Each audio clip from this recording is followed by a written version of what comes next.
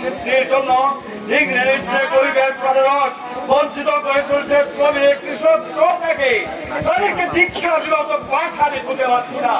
গরিব শ্রেণীর এই নিরর্থক গরিব মানবিক মূল্যবোধের গলাটি হত্যা করে চলেছে। তোমাকে বাহাবা দেওয়ার ভাষা আবার চালালে ডাক্তার, শুধু বলি অপূর্ব অশ্রুত অপূর্ব। তোমার জন্য আমার ভাবনা হয় দাদু ভাই, তুমি ডাক্তার না হয়ে তোমার হওয়া উচিত ছিল কোন রাজনৈতিক নেতা, হয়তো তাদের কোন চামছে, তাহলে সভা সমিতিতে ভাষণ দিয়ে প্রচুর হাততালি ঘোরাতে পারতে। আপনি আমাকে বিদ্রুপ করছেন? তুমি আমার একমাত্র দৌহিত্র, উচ্চতর ডিগ্রির জন্য শীঘ্রই তুমি বিলেতে যাচ্ছ, তোমাকে আমি বিদ্রুপ করতে পারি?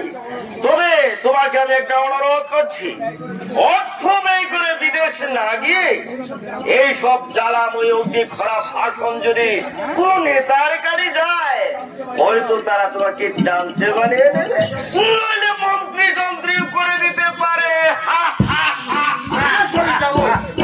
তবে যাবার আগে শ্রমিক কৃষক অতি মানুষের মধ্যে চেতনা জাগিয়ে দিয়ে যাবো, আর তোমাদের আসল চেহারা দেখিয়ে দেবো সাধারণ মানুষদের।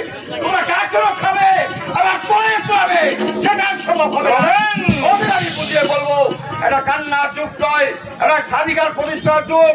অনুনয় বিনয় করে গরিব শ্রেণী মন গ্রহণ যাবে না, তাই ত্রুটি কামড়া আদায় করতে হবে মুক্তির সব মানবিক অধিকার।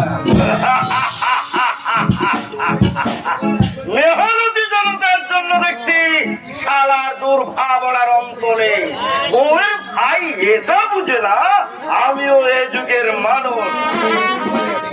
বঞ্চিত মানুষের ব্যথা বেদনা বুঝি বলেই অবনী সরকারের হাত কাটার খেসারত আমি দিয়েছিলাম। নমস্কার দাদা,